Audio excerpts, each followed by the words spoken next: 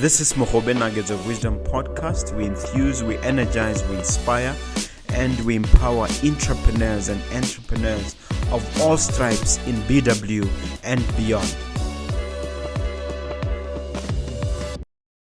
Dumela, hello, welcome to another beautiful episode of Mogobe Nuggets of Wisdom podcast. I welcome you. I thank you for taking the time out. But let me just a little bit of housekeeping. We have a book here. It's called Nuggets of Grit, if you don't mind.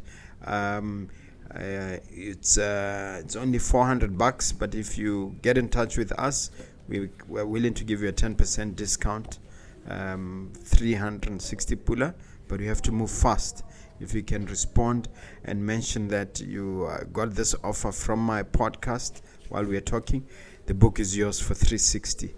But while we are at it, before I introduce my guest, let me mention that there's need for you to press that subscribe button. Please do so.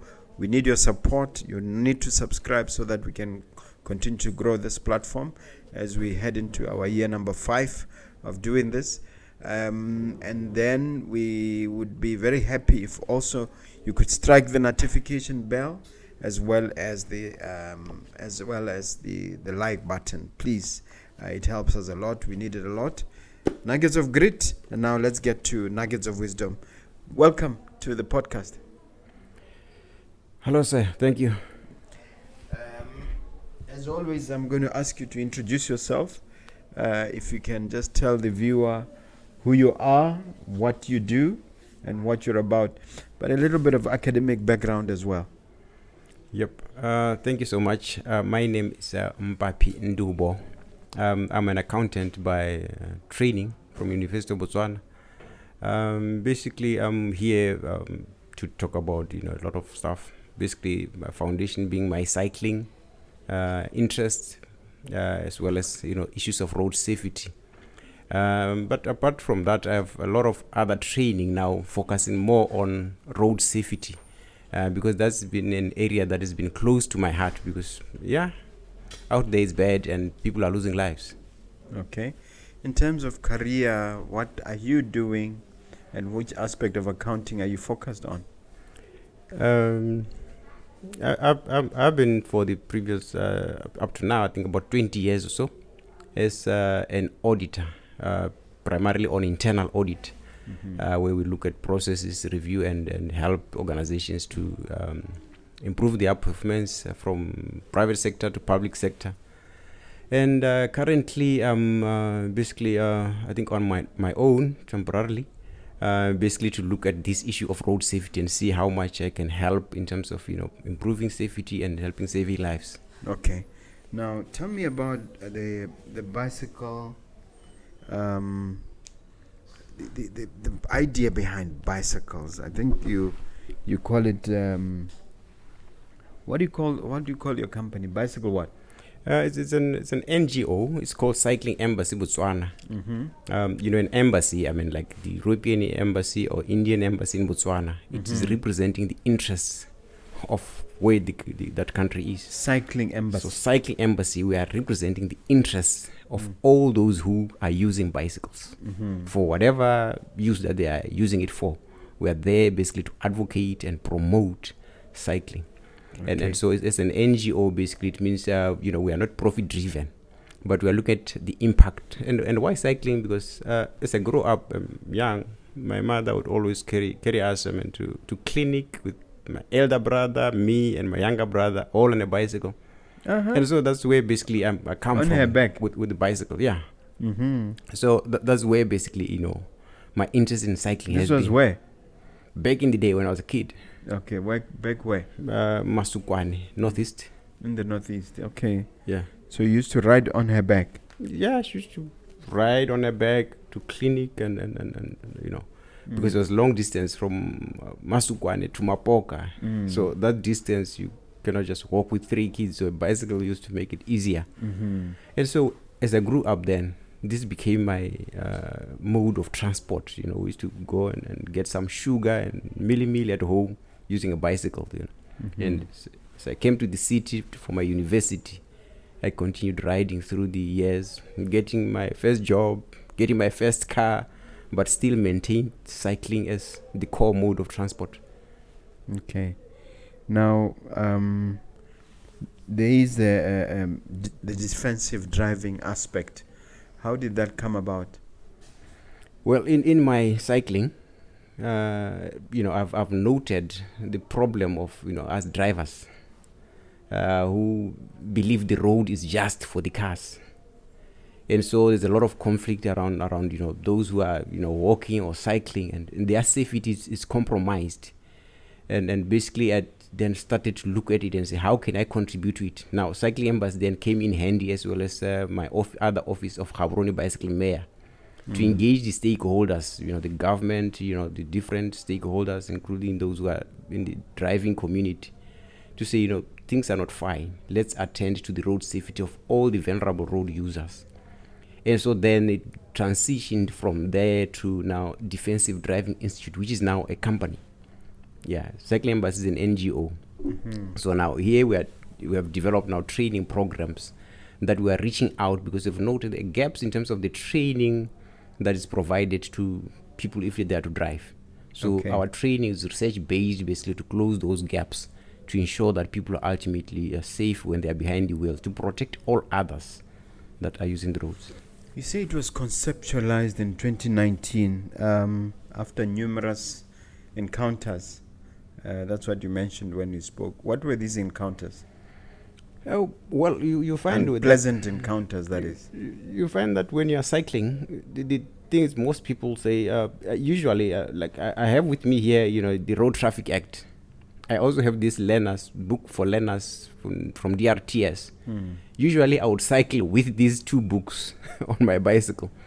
And at every encounter, those who would mind to stop and, we engage. I say, but, where did you get your license? Did you actually learn? These things are in here. And their argument would be, what do you want on the road? Move out, move there. But I say, no, the Road Traffic Act allows me. Section 104 says a cyclist has as much right as do a driver.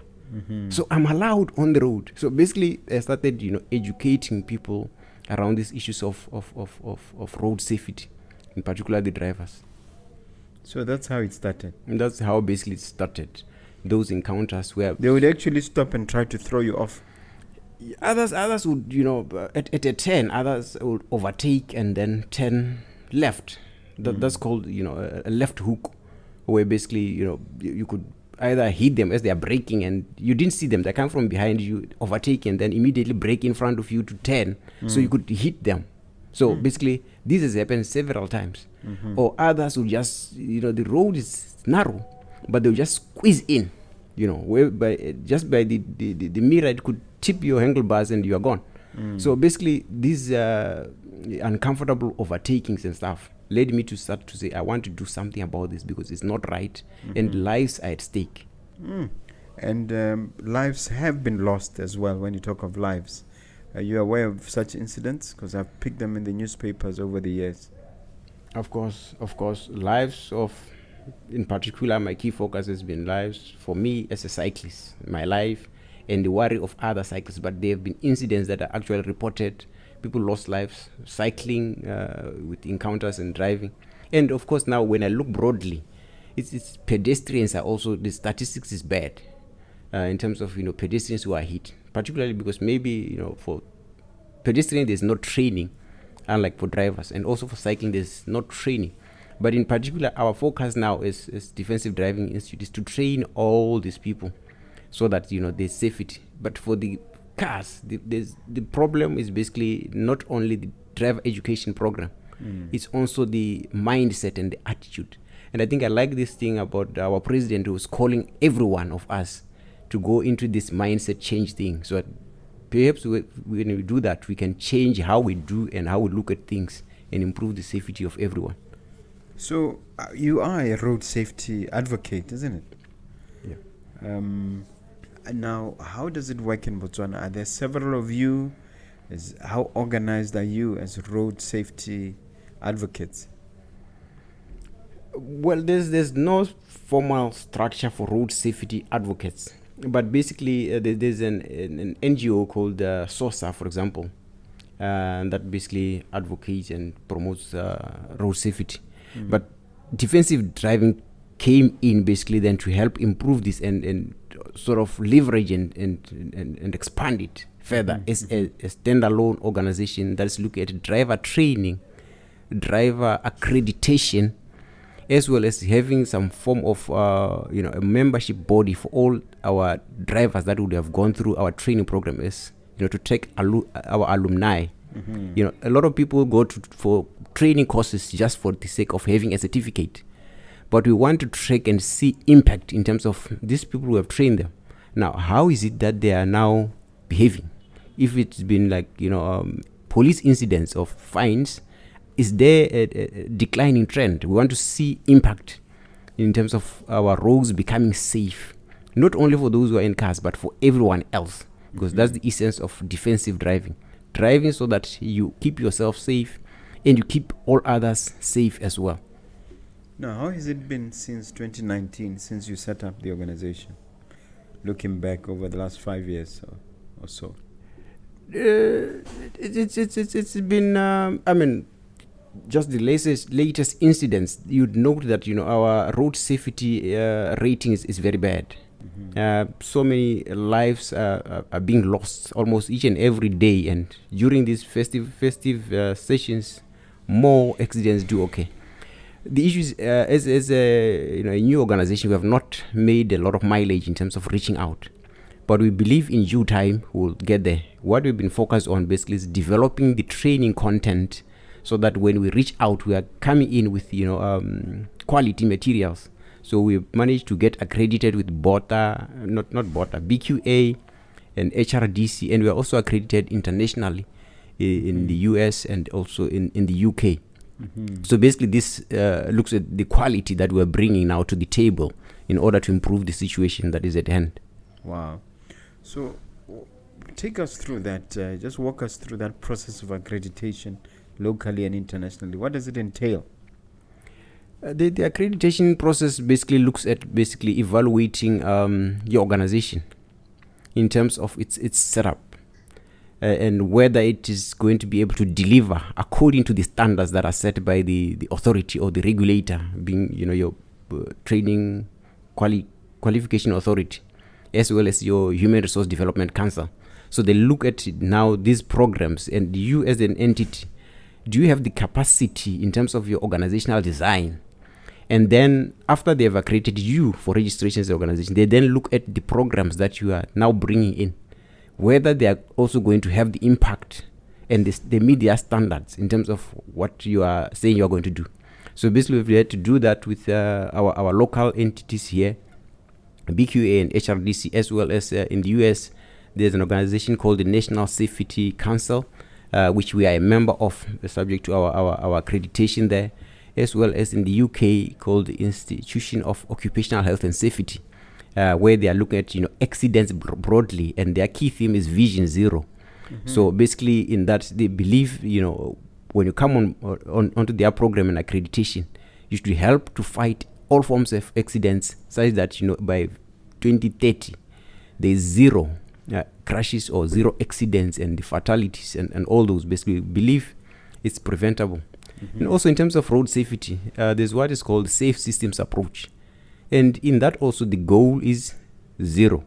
So basically there's alignment in terms of our content and basically the international best practice of reducing road accidents out there.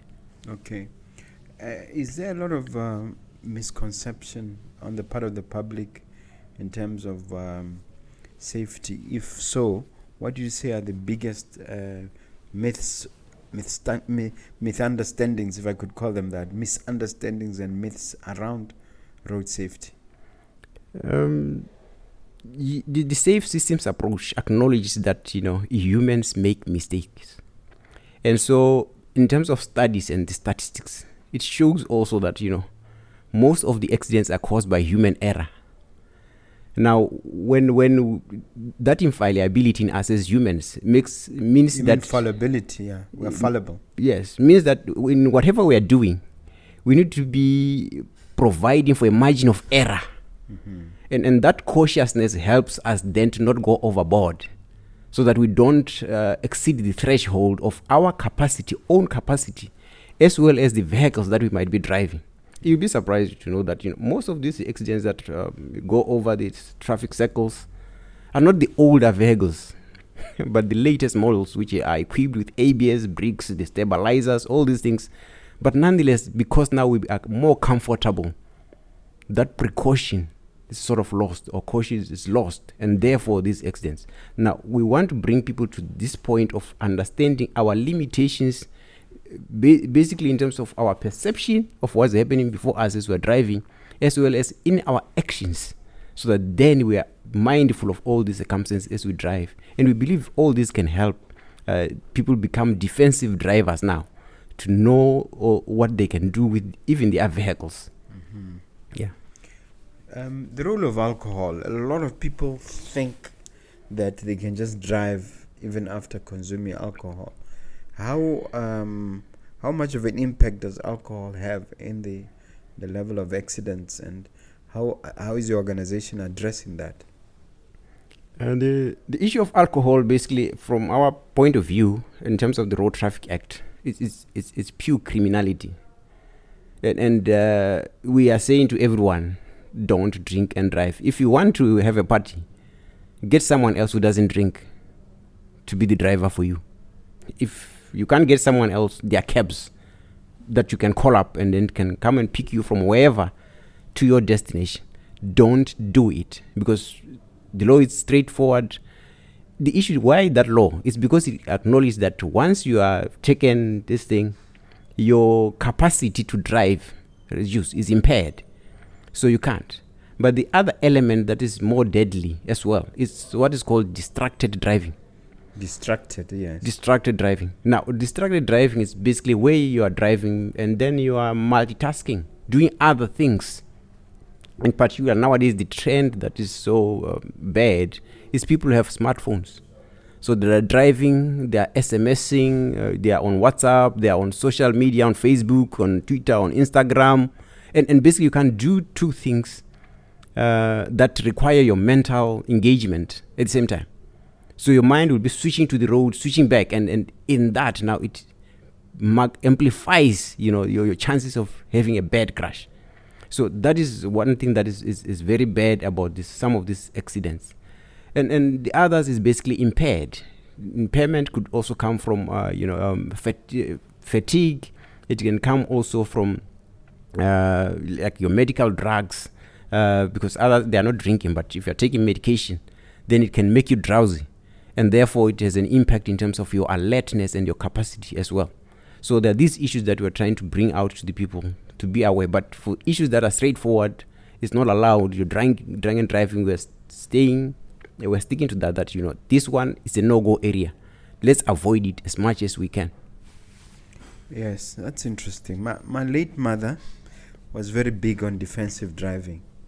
She used to say that, remember that when you are driving, you are driving 4 or 5 other cars, and that there's not just only the person in front of you, the person behind you, but it's also the person on the sides, plus your vehicle.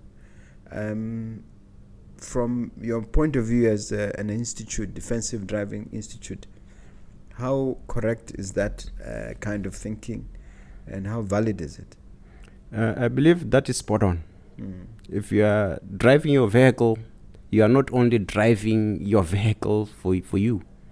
There's this issue of right of way. Now, that is where a lot of people make errors and basically accidents. Okay, now, you have a right, yes, but all others have rights, and mind you, humans make mistake. Now, by driving these other cars, you are providing, if someone makes an error, you should be able to note it and then respond accordingly to avoid it. But if you are driving with the mentality of I have right of way, then whatever happens, you say it doesn't affect you. Unfortunately, sometimes it does, and it's bad. So basically, you need to drive cognizant of the space around you. What is happening? Traffic, the road, everything else. So in terms of your business, then, do you then go so far as to teach people how to drive, or are you in partnership with any driving schools? We are indeed, other than just being a professional institute there, we are also a driving school. because we also do some coaching for drivers, like learners. If someone wants to get a license, we also help them in terms of how to drive, basically, in order to qualify to get a license. And we're integrating your defensive driving into that program, so that right from grassroots, they grow up knowing what to do, because we're addressing that gap that we indicated in terms of the driver training program. So basically, we are focusing on the whole value chain of someone being a driver, either as a career drivers or individuals like you and me, who say, no, I'm driving to work. I'm not driving as part of a career. But nonetheless, issues of road safety are important for you. And it's important that you also get into these training programs that we offer, so that when you're out there going home, going to the farms or whatever, your safety is catered for in how you drive. Okay, that's interesting as well. Tell us a little bit more about the driving school, how it operates. Basically, the driving school, like we have basically from Defensive Driving Institute, we have various programs. So we have a professional program that we call Defensive Driving Masterclass. And in this program, basically, like I said, it's research-based, basically, and designed to close gaps in terms of your driving experience. So it has 5 components or 5 modules. And at the end of these programs, basically we certify those people who have done the program as defensive drivers. Now that's a title, a professional title that we are awarding. It's an award body. Now, coming from that program, we also have what we call continuous professional development courses, or CPDs. Now, in terms of best practice, even I think Europe have started to see, once you are going for your license renewal, you need to also have a certificate that shows that you are continuously improving your training. Is this for drivers? For drivers who do it for a living? For everyone. Oh, I see. Okay. Yeah. So basically now our program then caters also these CPDs that everyone needs to come for this almost an annual basis if they can, so that then basically the new trends that we are sharing in this, because we are research based. So we're basically constantly conducting research in terms of what's happening out there, what's prevailing in our environment, and then basically we are able to assist people to always stay alert out there. And so then we also have now a program for the learners, for all the classes of vehicles. Now that program basically it's your key driving school, sort of, where we are taking someone from not knowing anything about driving to actually being able to drive with defensive driving focus in there, with the practicals and all those things in there, so that someone can then go to DRTS and be licensed. And then we also have some consultancies, because the research indicates that about 90 something percent of accidents are a result of human error. So these training are focusing on the driver. Now the consultancy services are focused on this other percentage that's remaining, so that an error or an accident can happen not because of the driver, but maybe because from how the fleet for the corporates is taken care of, or for an individual, how your vehicle is serviced. If it's not serviced properly, it's coming from the service, you just fitted a new wheel and the nuts are not tight, then that's can lead to an accident. So basically, we are now putting in the overall value chain of helping to improve safety. Okay. And you mentioned five modules or 5 levels. Do you want to share some of those? Yeah, in terms of these levels, basically we have one of the first module is called Introduction to Defensive Driving. That is a loaded program. And basically these 5 days, it takes a day each of those 5. So in whole it takes 5 days. So these are intensive modules. It's Introduction to Defensive Driving. Then we go to Advanced Defensive Driving. Now advanced, basically now it's like the word is saying, you are going now deeper into know how to stay safe and on all those, including bringing in now various risk factors, how to identify if there's a problem, and then how to then respond. In particular, if there is that problem, you first, without having identified it, you can't respond. So first is how to identify it. Then, now that you've identified your decision making in terms of options, what should you do? Then the next phase is how to then implement the defensive maneuvers now to avoid that That's crash. level 4. Yeah. So no, it's still on the advanced now. Okay. We're still on the advanced. Then module number 3 is then look at the whole fundamentals of your road safety. So that is our module 3. Then it looks at the fundamentals of road safety. Then our module 4 is focusing on the vulnerable road users, being basically all other road users apart from other drivers. You're talking about disabled. Talking that if you are driving, you need to pay attention to your disabled, pay particular attention to your school children if you're in a city or in a village, the elderly, the pedestrians, how to interact with them, because they also have a right to go wherever they're going. You as a driver, you might be in a hurry, but they are also in a hurry, they're going somewhere. So you don't have a bigger right than them. So you need to, it's a give and take to ensure that everyone is safe. So basically that is focused on the vulnerable road users.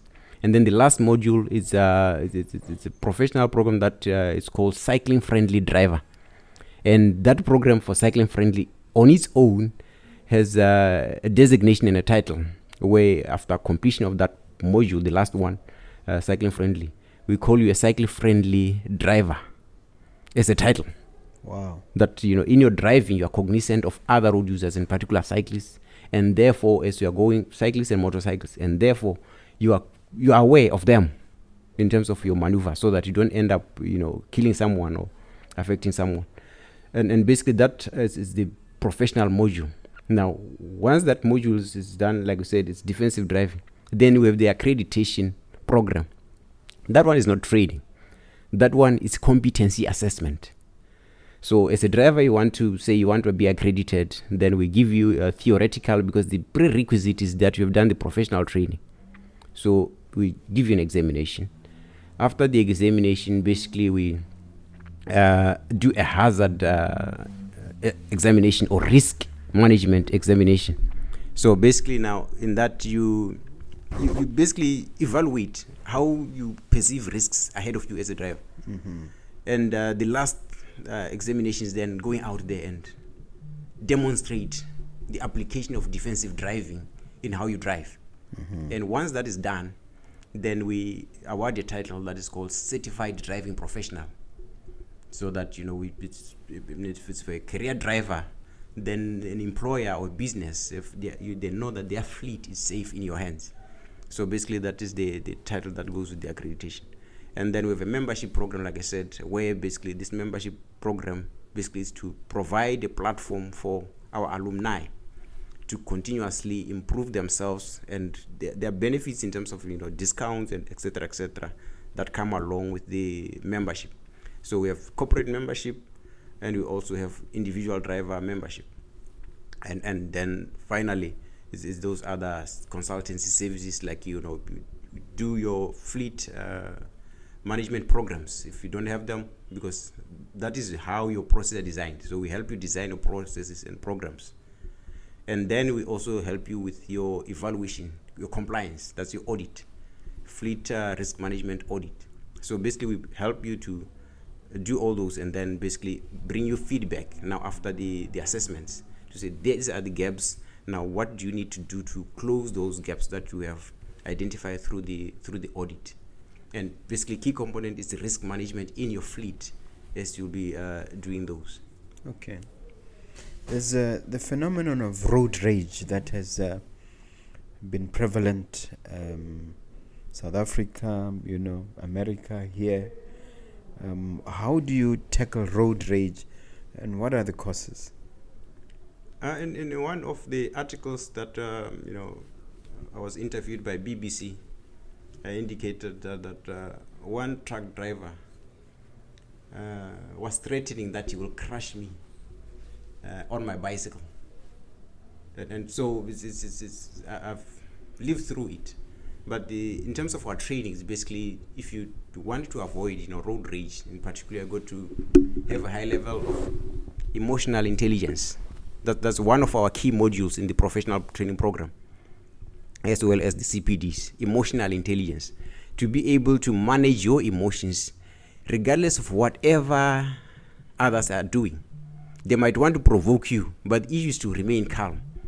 And in that, you can avoid many consequences. So basically, we have that program basically designed it, helping people to be aware of road rage, and because driving has this impact of itself. There's a small video that was shot, I think, back in the 50s or so, of a guy who was basically at home, at work, everywhere is a good guy. But immediately he's on in the car, gets into the car, then is different, very aggressive, very, So basically, that mindset is there. If you can see it. Some people, they are walking with you, they are crossing the road, they'll be shouting that, these people, they are not driving properly. Wait until you get to the car, and then they are driving. They do worse than what they were complaining about.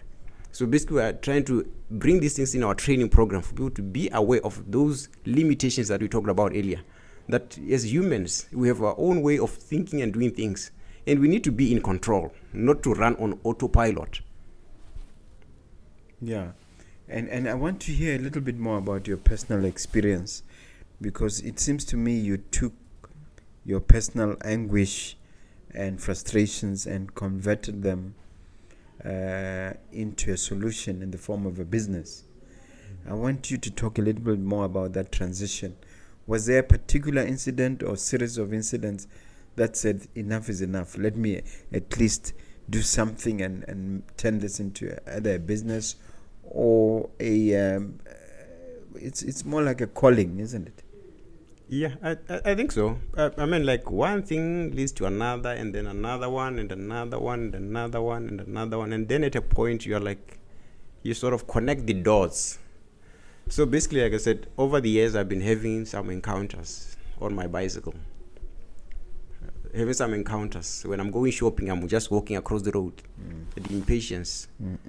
Yes. So basically, these encounters in terms of road users have led basically to the growth in terms of my advocacy for cycling. And then now, as a cyclist, also now these problems kept on coming. And then now said, I think there's an issue with road safety, and then I think I need to do something. But basically, the last straw that I had, I think, was when I had a crash. I was driving. Unfortunately, I was charged. Somebody crashed into me, and I was charged. By the police? By the police. For what? Because I think I was not vocal enough. There are people who are vocal there, and, So, but basically, coming out of that experience, I had to undergo training as a forensic traffic crash investigator. Basically, to say, something was not done properly there. And basically, I'm going to fix it for myself. And so basically, I engaged those guys and said, no, okay. If this is the case, then we'll meet in court. So basically, I had to undergo training to look at this, because I have not, in terms of accident investigations, things are not done properly. So that also was to support my thing for cycling. And then now, building on these trainings that I've been having over the years. So what happened in court? Unfortunately, I don't know how that thing, it sort of died down, because I said, no. I went to there to sign the documents. No, let's meet in court. I don't accept this thing. I was hit. The evidence is there. Somebody didn't want to pick it. But nonetheless, I picked the evidence for myself, despite that I didn't know anything about accident investigation. And coincidentally, now, as I started training, I found out that the evidence that I gathered in terms of the photographs, the layout area there, I'd gotten all those details. That is what is needed in terms of proper accident investigation.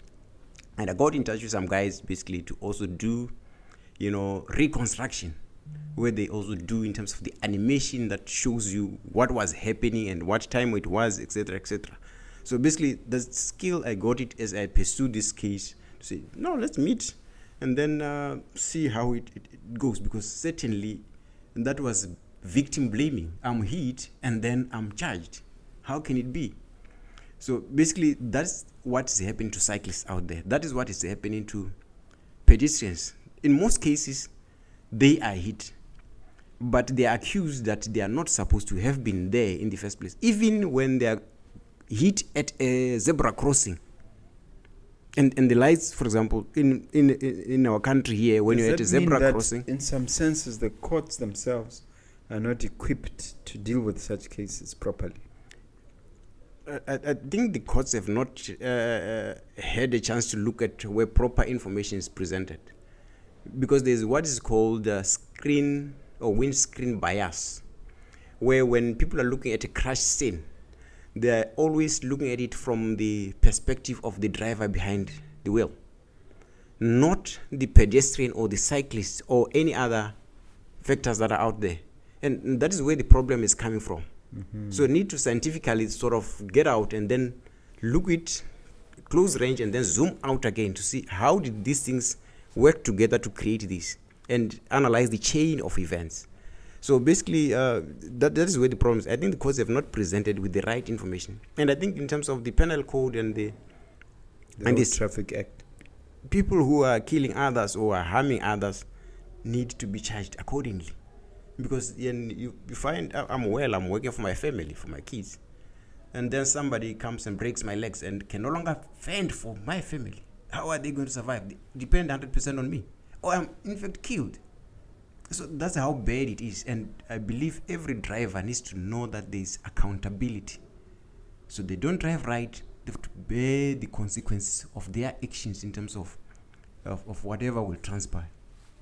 So would your institute then offer forensic investigation for maybe somebody, a victim, or somebody who feels that maybe the police are railroading him or they're being unfair to him?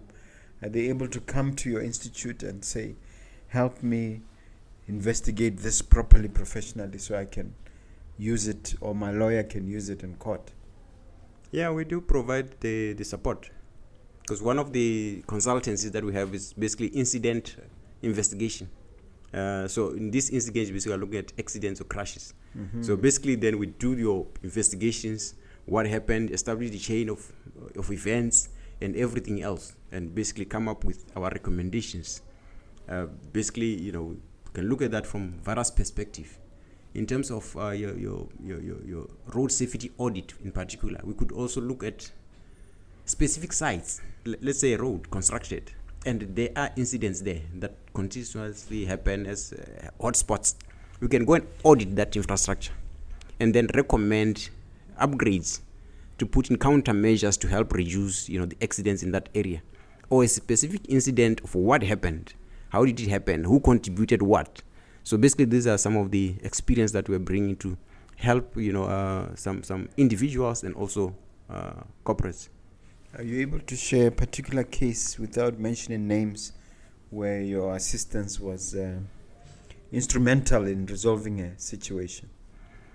Currently, we don't have that reference point. The reference point that I can bring to the table basically is my case of where I was basically crashed on. Mm-hmm. And basically the case disappeared. And of course, I'm looking for it to come through, if it does come through. Did they notice that you have something and then they backed off? I don't know, because I was vocal to say, this thing, I don't agree with it. Mm-hmm. I was crashed into, and I think someone did not do something right. And I believe you need to do the necessary things to make it right and charge whoever is responsible. So I don't know whether that has happened or somehow whatever. But basically, that is the only reference point that I'm making. Now, we have basically, it's because we are new. We are just, at the very start. So we anticipate that some people will come along to say, what are the issues? For example, these accidents that have been happening over this Easter, for example, we have made some analysis, and we are still going to make further analysis also, sort of, to help people out there. If you are driving, beware of your circumstances, your surroundings, so that you prevent, because prevention is better than cure. So basically, we'll be doing those analysis, not necessarily as a case study for whatever, but to help those who are looking at it to learn from that experience, so that there's no repeat. Yes, I want to touch on the gender issue. We've seen adverts in the newspaper where somebody wants to sell their vehicle, where it's emphasized lady driven, that this vehicle was driven by a lady, somehow implying that ladies are better drivers than men. Can you settle that issue once and for all, whether there's any substance to it? That is a tricky one. Lady driven. Most ladies, by their nature, are risk averse. So they drive sort of properly, unlike men. But then, how sure are you that you're not being scammed by a guy who's saying lady driven and whatever? And this car was all over the place doing skids and all sorts of things. So how do you verify, what this car has been through if you had to buy it and it said it's lady driven? So it's, But ladies. is it factually correct or biologically correct that women are better drivers in that sense, in terms of safety or looking after a vehicle? Not really. I'm saying generally women are risk averse in terms of risk, the tendency to overdo things. Men are out there, they want to explore, they want to see how this car picks up and whatever, all these things. But ladies, they want to go comfortable. There are other ladies, for example, that I've noted that they are not driving properly in terms of their vehicle handling and whatever. And of course, if you tell them, that you're not driving properly, they say no. Men always say, ladies, we don't know things. But outside those, politics and stuff, ladies usually drive, comfortably and are more risk averse than men. But there are those also who don't know how to drive.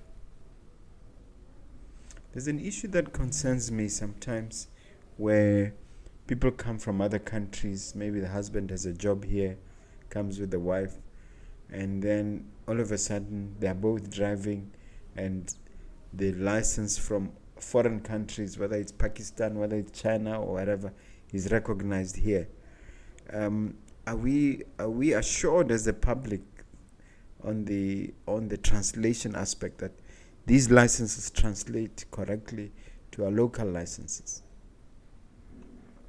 Yeah, there's basically, I believe the authorities, basically in terms of your DRTS, in partnership with other DRTSs in those countries, have a way of looking at it, whether to establish whether this is genuine or this is fake. And I think basically in that there should be a verification where there's independent confirmation of the other party to say, yes, we have licensed this person, but not necessarily just looking at the card itself. Because fraudsters are there. They could make a counterfeit of anything. So without the other authority confirming, then I believe we are having a gap there. Shouldn't there be a further step of actually testing those drivers from overseas to see whether they are competent? I believe if they basically, in terms of the driving standards, because basically we're in terms of our content development, our research, basically we're looking at Australia, we're looking at the UK, the US, and of course we looked at also India. So basically the standards in terms of driving are more or less the same, except that in some places, are you driving on the right hand side of the road or on the left side of the road? But in terms of these road signs, what the maneuvers, it's more or less the same. But of course, I've had encounters where basically my other friend was driving me from the other country, and the driving was bad, and I said, no, let me drive. Because I could see some people don't want to acknowledge that I'm still a learner. I still have a long way to go to get this thing. They want to just say, no, I know how to do it. And that's the way the error comes in. So I had to take over and drive because I said, me, I'm not going to be quiet about this. I know it. So if it's going like this, let me drive. And then once we are there, now we are slower, then you can maneuver those small, slow stuff. Yes, because sometimes you do see when you are driving few accidents with foreign people up in there standing with the police and the car and you wonder whether it's and it keeps happening and happening, whether it's a trend where foreigners get entangled in these accidents or not. I've not yet come across them, but I believe basically the issue of the foreigners possibly. I believe when I drive into South Africa or to Zimbabwe, Zambia, normally I'm much more cautious than I'm at home, because I know if there's anything there, the police, I'm in a foreign land, I'm going in trouble. And I believe if the guys from outside would drive with that mentality, then they would avoid the risks of being encountering these accidents, so that they are also proper. But like you said, I think the authority needs also to ensure that there is some level of testing. And basically, as Defensive Driving Institute, we're at that point where if someone is uncomfortable with their driving or whatever, not necessarily, but to come and do defensive driving, so that this adds to their ability to avoid being in a crash, because that is what is core. So you offer additional training there? Yeah, we offer this training, this defensive driving, all those trainings that we mentioned, the professional, the accreditation, and the learner coaching and stuff like that. Basically, it's aimed at helping to ensure that we prevent an accident. Because my target personally is that I don't want a crash. Why? If I'm in a hurry, if I have a crash, it means I'm going to have to stop and wait for the police. My time is lost. Then what? Damage to my car. It means now I don't have a car for the time being. Then what? I need to spend money to repair my car. If I'm at fault on the other person's car, and if I'm injured, so the stakes are too high. Not to mention the psychological and emotional trauma. So the stakes are too high. That's why personally I make sure that my goal is I don't have a crash. If anything, maybe someone will come and crash up on me. Yeah. Now, there's also an attitude of insurance companies that older senior citizens are a safer bet, especially when it comes to insurance for vehicles and so on, and they end up getting lower ratings or even lower premiums for insurance. Is there a basis for that? Is there a fair basis for that? Yeah, I think there's a trade-off. Normally, youths are more riskier because they are experimenting. They want to do all sorts of things. So the youth category is more riskier, and therefore the premiums to compensate for that additional risk would normally be higher. But as you get to the middle age there, basically now it's people who are now more comfortable. They don't want any risks. They have goals, big plans that they're working on. So then their risk profile sort of declines. But as they get older again, now issues of ability are deteriorating, and therefore their risk profile begins to start to increase again, because they have issues of vision, issues of hearing, issues of general body coordination and stuff like that. So their risk profile then goes high. So basically it's that transitions across the ages. So the middle ages are safe, but either side of youth and old age, it's a bit risky. Yeah. Let me also ask you about, we touched on foreign licenses. Places like Russia and China, and to some extent South America, does your institute assist in trying to deal with persons from those parts of the world and helping them acclimatize and adjust to our area? We basically are open to everyone, regardless of where you're coming from, regardless of a lot of people talk defensive driving. They'll say, I've 10 years, I've 20 years experience driving. That is where the problem is, because most of these middle ages, usually they are the ones who have those years of experience, and then they're more comfortable. They think they know. And they say, beware of, false knowledge is more dangerous than ignorance. Explain We've that. Noted that, false knowledge is when you know something. Unfortunately, what you know is incorrect. That's more dangerous. Because if you don't know, then you don't know. You are just there. But now if you know something and you're acting on that knowledge, which is unfortunately incorrect, then the error rate is very high. It's called false knowledge. Yes.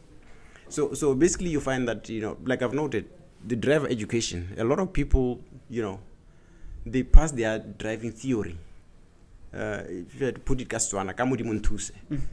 You know, it's guesswork, because this book, I've had the opportunity to inspect a lot of people's books. You find it circled here, it's circled there. But I tell this book is correct, 100%. There's nothing that's wrong. You don't have to choose. It's giving alternatives. If this is the situation, this is what you do, or this is what you can do, or this is what you can do. It's Which alternative book are you referring solutions. The theory book from DRTS. Okay. For learners. Yes. There's nothing that you need to choose, anything. Unfortunately, people are choosing. And it shows that if someone has highlighted this book and they are to pass, it's purely guesswork. Their knowledge is limited. And so basically now, these are some of the people who are in those ages. I have experience, I know how to do, I've been driving for these years. Unfortunately, in those encounters, I know of a story that it was at a wedding and the guy was saying, no, I have 40 years experience, and then he had How a many crash. years? 40 years, 40 years experience driving. Mm-hmm. Unfortunately, the person had a crash. When they're still arguing, no, I have the experience. No, I can show you. Because that opened the way for him to try to show people, show off. And then a crash, okay. So basically, we need to desist from, showing off and all those things. So this is part of saying, be risk away. Defensive driving. Drive so that you get your destination without an encounter. There's an organization called the International Road Federation. Tell me about that organization and your interaction with it. Well, I attended my course called Safe Road by Design. Because like I said, sometimes you can also investigate, or when you're designing a road, you need to design it properly. Unfortunately, some of the designs are not safe. So basically, I attended this program of Safe Road by Design, and it was offered by the International Road Federation. And basically, that was basically in support of my cycling endeavors, cycling Embassy Botswana. And then basically, because the issues were noted that people are saying there's no roads. Now, if we need roads that accommodate cycling, how would we have to design it? So that's what pushed me to take this program. And then after I'd taken that program, basically through the materials, then I followed up on another one called Safe Road Audit. So Road Safety Audit. So basically now that follow-up program is basically now to assist in terms of evaluation of roads. And the evaluation doesn't need to come at the tail end. It starts from when you are actually conceptualizing a road.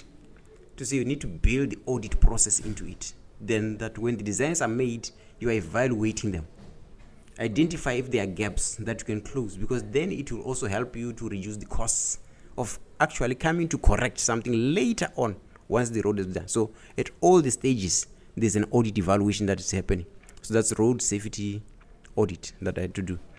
And then basically that's when now, after those and my participation, I was invited to be a speaker, because I was talking from the cycling perspective, basically. I said, no. A speaker at? Come and speak at Vision Zero conference, hosted by the International Road Federation. So that was in 2020. So my subject was focused on vulnerable road users. It was just after the lockdown and COVID, so it was virtual. Virtual, okay. Yeah. So basically, I was invited to speak at that conference with attendants from all over the world. It was called Vision Zero for Africa. So I spoke on that subject of focus on vulnerable road users, and all the participants said, no, this is great. They are the ones who gave me the boost. Say, you know what, you can do more now to implement what you've been talking about through this presentation that you had. So that's then led to the Defensive Driving Institute ultimately. Oh, okay. And are you affiliated to that organization, the federation? I'm not affiliated to it, primarily because of the cost implications for membership. But in future, we believe once we have taken off, we should be able to affiliate. But we're affiliated with the National Safety Council. Okay. I often talk to entrepreneurs. As you know, there's an entrepreneurship program. So someone might be listening to us and wondering, where is the money? How do we make money in all of this? Whether it is in terms of the cycling embassy, or in terms of the defensive driving institute, where is the money in all of this, and how do we make it? Yeah, basically I believe Cycling Embassy, Cycling Ambassador, is an NGO, and as the founder, there's no money. It's basically pushing a passion, having noted the benefits of cycling, primarily to support myself, someone who likes cycling, and also others who want to also cycle and cycle safely, and that infrastructure is provided for them. So there's no money there. You can't monetize that by perhaps offering some tips and teaching, and obviously selling some bicycle equipment and so on. Before Cycling Embassy, basically I was running a cycling shop, and I was first to bring electric bicycles into the country. Oh. Unfortunately, why did I go for electric bicycles? Because people will say, no, it's hot. We want something that, won't make you hot. So basically, in terms of my research and whatever, I then, got the electric bicycles. Unfortunately, I noted that, sometimes we are good at just talking and not action. So the business flopped. Big Why? time. People are not buying? Primarily because electric bicycles come at a premium. You would want it, but it comes at a premium. It comes costs what, twice the cost of the ordinary one, or a lot more than that? Of course, there's this perception that people are saying, I don't want a bicycle because bicycles are expensive.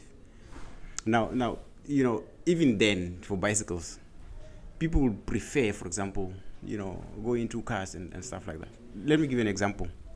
When we talk about phones, when we talk about bicycles, we talk about cars. And people say, a bicycle is expensive. Normally, they are thinking of the old Humber type. Now, you look currently, the range of bicycles, you can either ride comfortable bicycles or something that you can buy and you use a month and then it breaks down. It's cheap, just like those other things. But in terms of bicycles, generally, they are a bit expensive. Why I'm saying that? It's because let's look at phones. Phones, you start from, of course, let's say the small one, and then you go to the smartphones, which have ranges and costs. Now, as a consumer, you determine what you can afford and what you want. So even in bicycles or in cars, you as a consumer, you need to find space. We are promoting cycling. Now when you are interested, you decide at what level that goes with your personality, your tastes you can get. And affordability. So it's a range. So if you have money, you can go for the carbon fiber, stuff like that. If you don't have much money, you can go for a steel one, which is slightly heavier.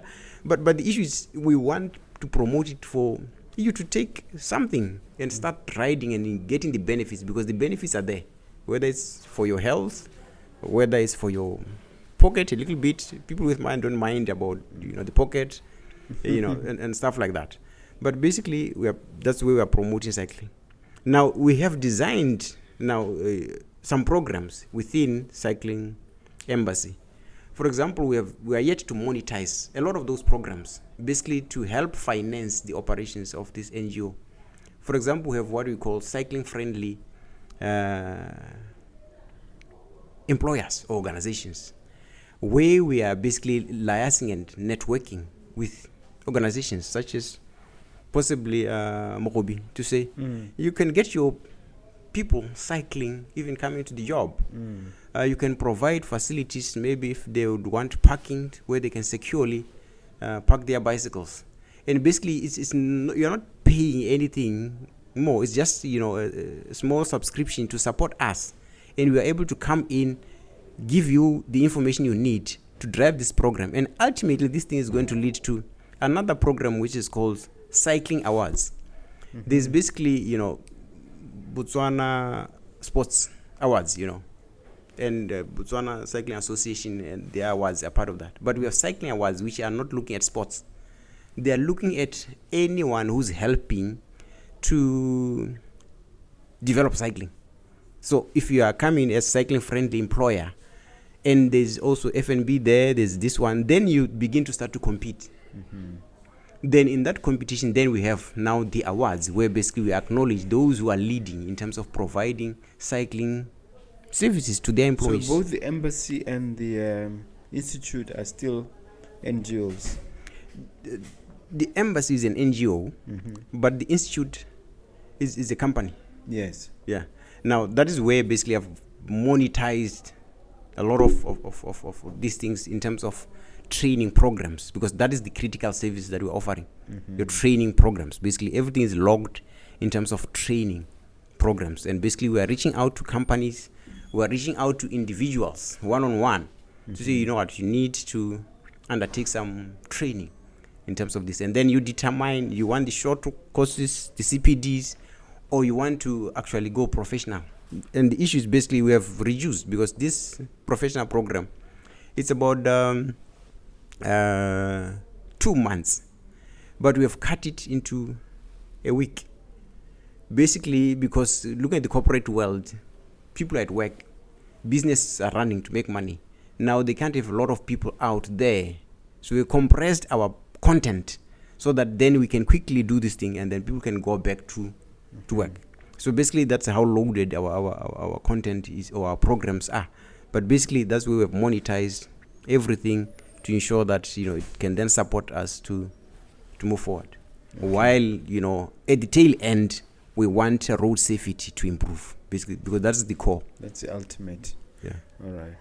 Who are your heroes or sheroes? Who do you look up to? Who are you aspiring to be like, whether we're talking on the cycling side or even on the road safety side? Basically, locally, I think one hero is my mother. She should carry us on her back on the bicycle. So I think for me, you know, I've learned a lot from her, and I'd like to appreciate her. Wow. And I think basically in the corporate space. What's her name? Mphapu Ndubo. Big shout out to Mphapu Ndubo. Big shout out. In terms of the corporate world, basically I've gotten my knowledge in terms of running businesses from a lot of reading. I don't have a mentor per se, but I think being here, maybe you could be one. So I think from the business sense, basically I've been reading a lot of business entrepreneurship books and stuff like that. And from the cycling sphere also, I don't have much other than my passion, but of late basically there are other organizations that I'm linking up to, that like your there's a guy called Lance Armstrong, but then he fell into disgrace. You remember him? Yeah, I he remember. won the Tour de France, and then it was discovered he did it through unlawful means. So you don't have any other hero like that? I don't have much hero like that, because I guess that is, you find it's mainly from cycling sports. But there's a guy in the Netherlands called Brandtlet. He's basically with the Dutch cycling embassy, Botswana cycling embassy. Botswana is basically taking the name from there. So it's basically the spokesperson about cycling. So there are multiple people in this space that I've got to then interact with and learn a lot from them. But there's no single one that is actually standing out. But basically it's a collection of many people, interactions, you know, calls. And of course, from the issue of road safety, there's Drazen. Drasnes is basically the IRF former president.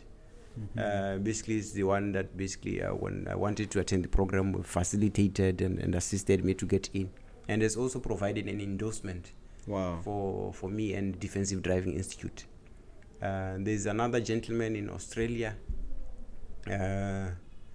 Hofs Brett, that has also given us an endorsement. He was the speaker at the MVA workshop on cycling and road safety, I think a year or two ago. So he's one guy that I also learned a lot from him in terms of issues of now road safety and how to, you know, develop my programs and so forth. Wow. So basically those are some of the people that I've learned basically to drive this initiative. Those are your heroes. Someone may be watching this and then they are energized, enthused, encouraged to get into cycling, and they want to start right away. What are the factors they have to take into account in choosing the right cycle or bicycle for themselves? For me, coming from this space of cycling and transport, I'm not fancy with the latest sports items. I'm not fancy with speed, because if someone's taste is about sports cycling, then there are certain bicycles that you need to get, which will give you more speed and stuff like that. But bicycles are out there in various shops around town. So, I'm just trying to. What should they take account of before throwing themselves into it? I mean, what are the things that they have to consider in terms of maybe their heights or the type of vehicle, the weather situation? Surely there's some considerations there. Not really. Basically, I have a number of bicycles in my house. Someone who's interested in riding, at weekends usually I'm free. They can link up with me, and we go for some riding, just to learn how to ride. But I'm picking the right one, just to get an appreciation of the bicycle. Once they've gotten an appreciation of the bicycle, then once there, then they can choose. Now the issue is to get to a bicycle, learn the basics of how to ride safely, and basically that's what I'm providing in terms of if someone comes around, basically learn about bicycle, how to ride a bicycle, because the seat post for a bicycle you can change it up and down to accommodate if you're tall or short. Normally there are different bicycles. There are your road bikes which have these handles which are bent, and there are the others, the Humbers, where you actually sit upright and you go. So it's basically different sitting positions and leaning positions. But basically there are MTBs as well. MT what? MTBs, mountain bikes. So all have pros and cons. Now your road bike doesn't go outside the road, the tar road. If you go out there, then the thin wheel goes into the sand, and then you can't ride. So the issue is then you need to choose in terms of what bicycle is it that you want and where do you want to ride it. So I have a road bike. Unfortunately, I don't do sports. As a youngster, I used to have at least at home a bicycle known as chopper or choppers, something like that. Yeah, you remember it? I don't know. I never see it these days. I think the chopper is somewhere in the line of it's in the line of a Humber, sort of. Maybe. I think it's in the line of Humbers, and I think the it was a long frame like this, and the legs were a bit smaller.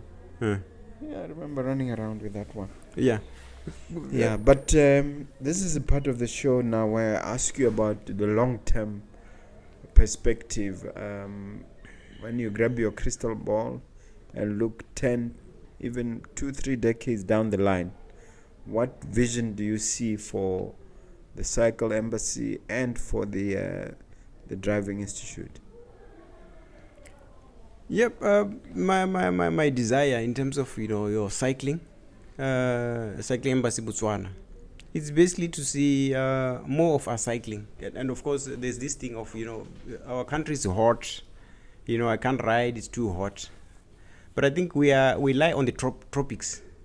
Your Australia and other countries along the tropics is basically the same climate, same weather patterns, and nonetheless they are also riding.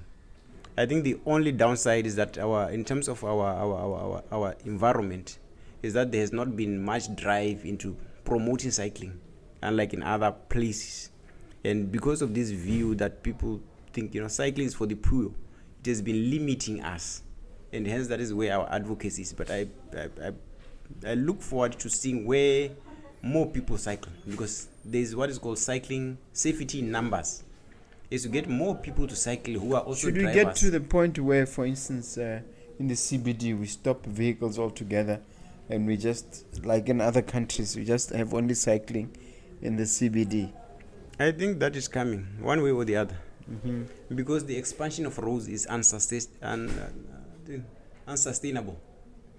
You can only, one gentleman in the 50s said, expanding a road to fight traffic is like an obese man loosening his belt to address the problem of obesity. So it's unsustainable. The issue of providing for parking is unsustainable. because if you are saying a place like this one, and you find that the larger portion is set aside for parking, how about if it could be used for any other use? How much value could be driven from that value? Because that's the whole portion that we have. So you find that vehicles occupy a lot of space in the city, not only in cities whether it's at work and at home and wherever. It's taking a lot of space in terms of parking. Now the drive is basically to say cities, if they want to be sustainable, they need to provide limits. So others be having car-free zones. I think globally that is what's happening, or 15-minute cities, where you are not also, going to be driving long distance, about 15 minutes to where you want to go to. You can walk there, you can cycle there. It's easier and cheaper for you. So basically, we look forward to something like that. And basically, I believe even for this CBD, at a point, car traffic might be limited, and they will have where it's either buses and stuff coming in and cycling being enhanced. So your vision walking is for the institute and the driving school to be in what form in 2-3 decades? Or basically in a few decades. For the institute, basically currently it is suffering from limitation of resources. I believe basically in the next decade we would have monetized our programs such that we are fully fledged in terms of our, what is it called? Our interactions with the public, with stakeholders. We are more visible.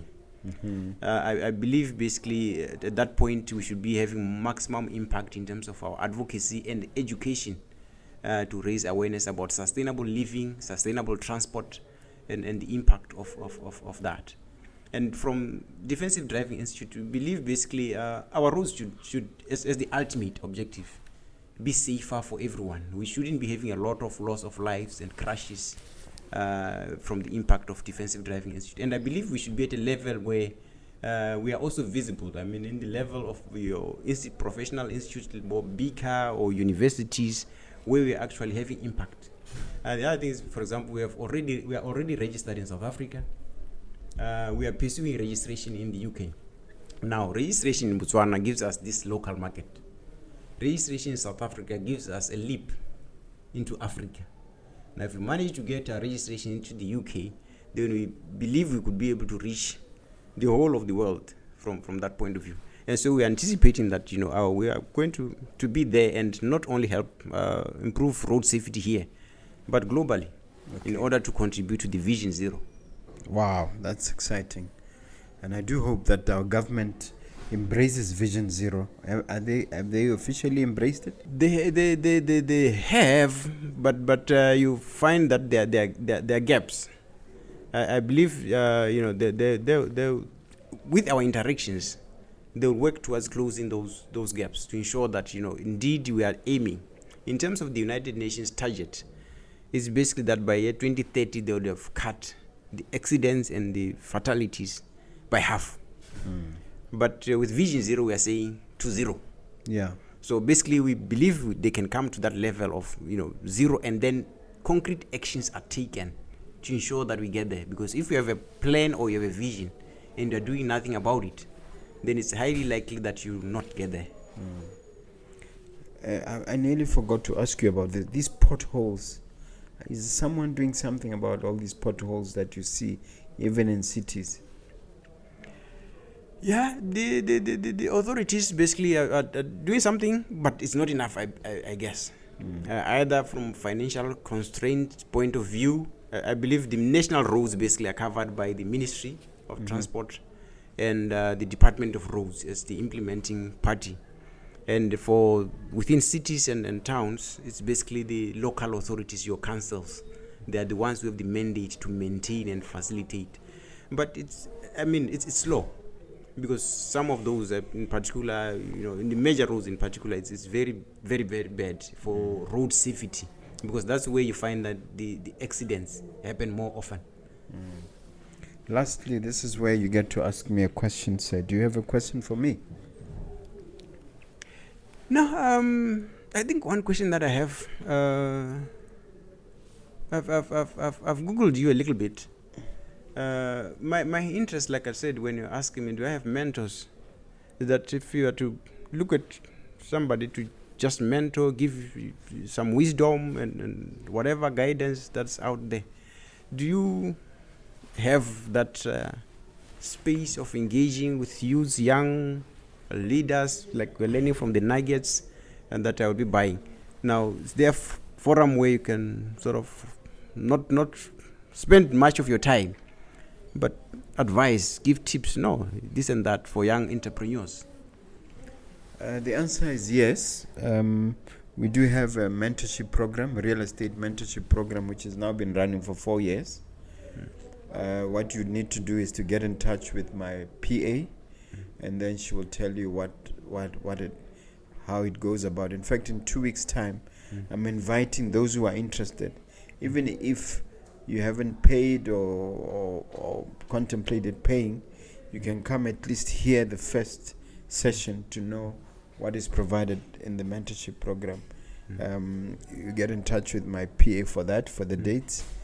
And then secondly, I offer mentorship in the context of A&B, Angel Network Botswana, where if and when we onboard, as it were, an entrepreneur we want to finance, or we are contemplating financing, we refer them to the mentorship committee, of which I'm co-chair with Mr. Gurumuti, and then we take them through the ropes of our understanding of the basics of entrepreneurship, and then we try and interrogate their pitch, and in terms of what the canvas that they would have come up with, to go into greater detail.